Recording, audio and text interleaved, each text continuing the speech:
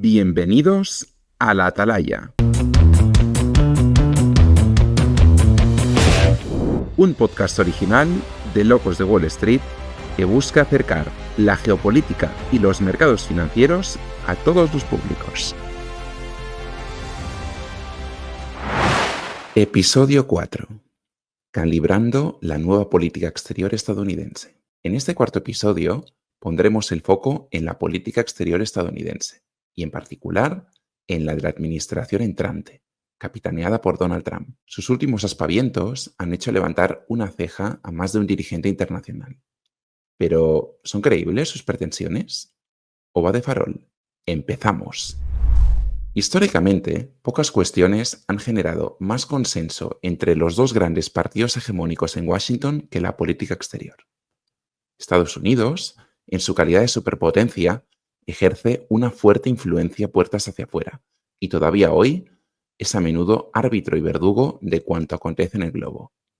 Esto es así desde el fin de la Segunda Guerra Mundial, cuando emergió en una posición de fuerza sin parangón en detrimento de las potencias europeas, diezmadas por el esfuerzo bélico.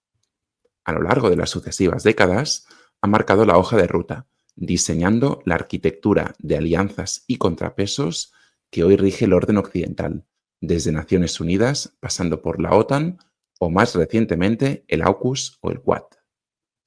Solo en Europa, Estados Unidos cuenta todavía hoy con al menos 275 bases y emplazamientos militares, donde mantiene desplegados en torno a 100.000 efectivos entre soldados y demás personal auxiliar administrativo.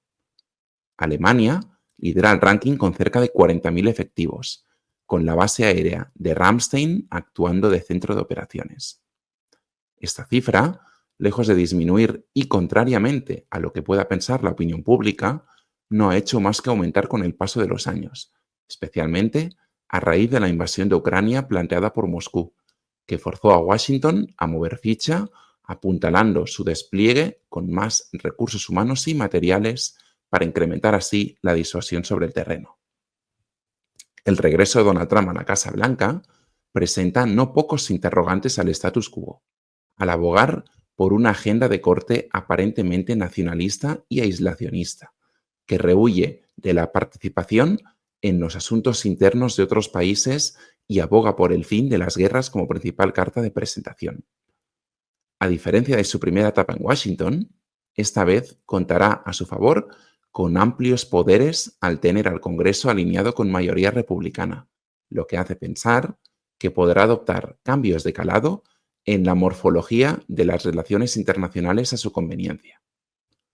Ya en sus primeras horas como nuevo presidente electo, ha dado muestra de ello, retirando nuevamente a Estados Unidos de los acuerdos de París en la lucha contra el cambio climático, o declarando la emergencia nacional en la frontera sur por la crisis migratoria, lo que puede torpedear el TMEC, el tratado comercial entre México, la propia Estados Unidos y Canadá. Su influencia, no obstante, hace semanas que plana sobre las cancillerías internacionales, especialmente tras rubricar su triunfo sobre Kamala Harris en los comicios del 5 de noviembre del año pasado. Un buen ejemplo de ello se ha visto en Oriente Medio, donde tras más de 15 meses de guerra sin cuartel, se ha alcanzado un principio de alto el fuego entre Israel y Hamás. Pese a ser un acuerdo frágil y sostenido con alfileres, el papel de Trump ha sido decisivo para decantar la balanza, ante la incapacidad de la administración saliente de doblegar la rigidez de Netanyahu y su gabinete de ultraortodoxos que presionaban por continuar sine die las escaramuzas contra la milicia suní. El otro gran foco de la arena internacional es Ucrania, y el mandatario republicano ya ha dejado entrever en no pocas ocasiones su deseo de buscar una solución consensuada, que necesariamente implica el acercamiento con Putin en la mesa de diálogo. Es igualmente sabida la amistad personal que une a ambos líderes, lo que genera inquietud no solo en Kiev, sino en el resto de Europa por el devenir de los acontecimientos. Estados Unidos ha asignado decenas de miles de millones de dólares hasta la fecha, tanto en ayuda financiera como militar, que se concibe como indispensable para apuntalar al gobierno de Zelensky y las capacidades defensivas del país.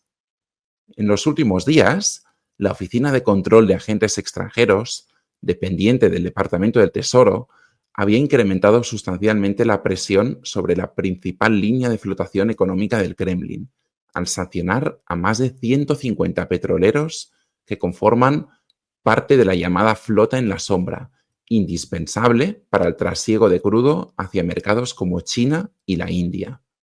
Y a tenor de las primeras palabras de Trump desde que asumiese el cargo, parece que, lejos de remitir, la presión irá a más, con la idea de disponer de mejores cartas en una eventual negociación, que podría producirse en los próximos meses. Son muchas las carpetas en política exterior que acapararán titulares durante esta legislatura, pero permitidme que me remonte a la víspera de la Navidad del año pasado, cuando el ya presidente recurrió a su red social, Truth Social, para versar una felicitación envenenada con tintes expansionistas, poniendo especial énfasis en dos jurisdicciones muy concretas. La primera en recibir una generosa muestra de cariño por parte de Trump fue Panamá. Este pequeño país centroamericano cuenta en su haber con una de las infraestructuras civiles más importantes y estratégicas del planeta, como es el canal que lleva su nombre. Para entender el porqué de esta fijación por parte del mandatario estadounidense, debemos remontarnos al 1881, cuando Francia inició las obras de excavación en lo que por entonces era territorio perteneciente a Colombia. 8 años más tarde, no obstante, fueron detenidas por los desafíos que planteaba la ingeniería y las altas ratios de mortalidad entre los trabajadores. La actividad quedó en suspense más de una década, hasta que el 3 de noviembre de 1903 se consumó la separación de Panamá de Colombia con el apoyo implícito de Estados Unidos, aprovechando la devastación interna fruto de la Guerra de los 1000 días que asoló al país entre 1899 y 1902. Apenas 15 días más tarde, el 18 de noviembre, se firmaría el Tratado Hay-Bunau-Varilla, que ponía los cimientos para la culminación del canal y en la práctica convertía a Panamá en un protectorado estadounidense, al ofrecerle garantías de seguridad para velar por su soberanía. En la letra pequeña, no obstante, había una cláusula que otorgaba el dominio de una franja de tierra de 16 kilómetros de ancho y 82 kilómetros de largo a Washington. Efectivamente, la misma por donde debía transcurrir el futuro canal. La mastodóntica infraestructura fue finalmente inaugurada en 1914 y estuvo gestionada por Estados Unidos hasta 1977, cuando empezó un periodo de control conjunto con las autoridades panameñas. Ese año, el expresidente Jimmy Carter firmó con su homólogo de la época, Omar Torrijos, 2 tratados para la eventual devolución total de la infraestructura en 1999, poniendo así fin a 85 años de influencia estadounidense sobre el canal. El regreso de Trump amenaza con reescribir la historia e incluso, ¿por qué no?, la soberanía de la vía marítima que conecta el Atlántico con el Pacífico, tras haber reclamado su recuperación. Quizá más inquietante, a preguntas de los periodistas, no descartó a primeros de año el uso de la fuerza para lograr tal cometido. ¿Y a qué se debe esta fijación? Por un lado, a los crecientes peajes que aplica la Autoridad de Panamá al tránsito del canal, que no han dejado de aumentar con los años, e implican hoy por hoy un coste medio de entre 100 y 450.000 dólares por viaje y barco, en función de su tamaño. Solo en 2024 recaudó cerca de 5.000 millones de dólares, siendo el principal contribuyente a la economía doméstica. Teniendo en cuenta que Estados Unidos es, con mucha diferencia, el mayor usuario de la vía marítima en tonelaje de carga desplazada, el agravio económico no es precisamente menor. Del otro, a la creciente influencia que ejerce Pekín en la zona, habiéndose consolidado como el principal socio comercial del país centroamericano. Se da la circunstancia que, a través de Hutchison, un enorme conglomerado hongkonés controla 2 de los 5 puertos adyacentes del canal, uno en cada extremo. Y eso, a ojos de Washington, supone una grave amenaza a la seguridad nacional. Panamá ha cerrado categóricamente la puerta a las pretensiones de Trump, al tiempo que ha remitido una carta al secretario general de la ONU, Antonio Guterres, exponiendo su preocupación por unos comentarios que considera atentan de forma flagrante contra su soberanía. No contentándose con el pequeño país centroamericano, Canadá fue el siguiente en ser objeto de comentarios desafortunados y descalificaciones que menoscaban su independencia. Las relaciones entre los dos países de América del Norte han sido históricamente muy cercanas y fructíferas, basándose en un principio de confianza mutua. Tal es así que comparten la mayor frontera terrestre del mundo, extendiéndose a lo largo de más de 8.800 kilómetros y, sin embargo, no hay ni una sola valla física de separación. Sin embargo, Trump y su homólogo canadiense, Justin Trudeau, de ideas mucho más progresistas y liberales, nunca han tenido una química especial.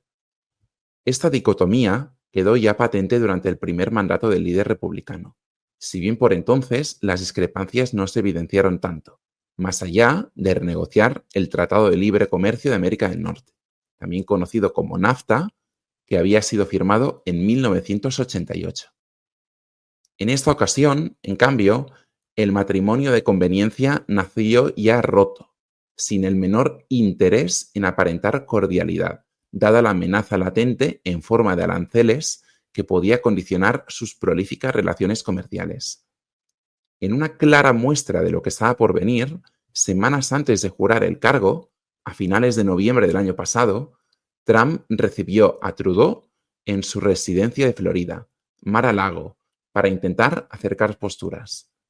Pues bien, ya sea por despecho o como estratagema de negociación, días más tarde, el líder republicano se refirió a dicho encuentro a través de su red social, tildando a Trudeau de gobernador, en lo que se interpretó como un claro eufemismo al degradarle de su cargo político de primer ministro, y dejando entrever que Canadá era uno más de los territorios que conforman la geografía estadounidense. El origen del problema, a ojos de Trump, está en la desigual balanza de importaciones y exportaciones entre ambos países. Y es que en los últimos años, y muy especialmente desde la pandemia, el déficit comercial de Estados Unidos con respecto a su vecino no ha hecho más que aumentar. Para 2024, sin ir más lejos, se proyecta en unos 45.000 millones de dólares.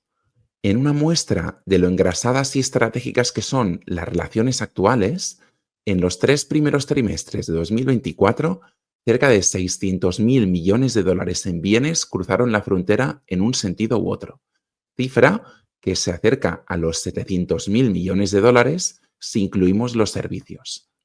Para Washington, Canadá es el segundo mayor socio comercial del país, pisándole los talones a México, que encabeza el listado, si bien se consagra como el principal receptor para las exportaciones estadounidenses. La dependencia es si cabe mayor por parte de Ottawa, dado que Estados Unidos por sí sola absorbe más de 3/4 partes de todas las exportaciones canadienses. Un eventual conflicto comercial, por tanto, tendría severas consecuencias para ambos. ¿Y qué ha propiciado este desajuste en la balanza comercial? El petróleo, que paradójicamente es el responsable indirecto de la boyante economía estadounidense. En los últimos años, Canadá se ha consolidado como el cuarto mayor productor del mundo gracias a las inmensas tierras bituminosas de Alberta, y deriva una gran parte de su producción a su vecino sureño. Millones de barriles cruzan la frontera todos los días, lo que le reporta ingentes beneficios económicos. Uno podría argumentar que, si el problema es de sobredependencia, Trump podría buscar otros socios comerciales de los que importar el crudo que necesita. O mejor incluso, aprovechar el milagro de la tecnología de esquisto que ha catapultado a Estados Unidos como el mayor productor del planeta y ser autosuficiente energéticamente hablando. El problema está en la composición. Me explico. El petróleo doméstico, que se extrae de estados como Texas, es muy ligero y de las cerca de 130 refinerías que hay diseminadas por el país, con capacidad para refinar hasta 18 millones de barriles diarios, una parte sustancial no está capacitada para su procesamiento. En su momento, fueron concebidas para gestionar un tipo de crudo más pesado, justamente como el canadiense. Si bien otros países disponen también de este tipo de petróleo, el coste implícito de transportarlo por mar a las refinerías estadounidenses lo hace muchísimo más costoso que el de Canadá. Si finalmente Trump opta por accionar el voto nuclear e imponer aranceles del 25% a partir del 1 de febrero, tal y como ha dejado entrever, se arriesga a que los productores de Alberta trasladen el sobrecoste al precio de venta, lo que acabaría repercutiendo en el precio final que pagan los ciudadanos a la hora de, por ejemplo, llenar el depósito del coche. Trump regresa a la Casa Blanca sabedor que lleva las riendas de la primera economía mundial, y eso le confiere no poca influencia para intentar renegociar tratados y acuerdos y obtener así mejores condiciones económicas. Probablemente, con el paso de las semanas y los meses, veremos cómo amplía el foco a otras jurisdicciones, desde China a la Unión Europea, poniendo a prueba las costuras de la globalización que ha apuntalado el comercio en las últimas décadas. Bajo el mantra del aislacionismo, en el fondo se esconde un discurso oportunista que busca aprovechar su posición de fuerza para someter a los rivales más débiles. Veremos qué papel juegan las partes afectadas, si se dejan amedrentar o si, por el contrario, plantan cara. Por ahora, la única certeza es que, a diferencia de su primer mandato, allá por 2016, los platos rotos no los pagará solamente China. Hasta aquí el cuarto episodio de La Atalaya. Si os ha gustado el contenido, podéis seguirnos en YouTube, iVoox o Spotify, entre otros canales, donde periódicamente iremos subiendo nuevos capítulos. También podéis encontrarnos en Twitter, desde donde informaremos de cualquier novedad. Muchas gracias por escucharnos y hasta pronto.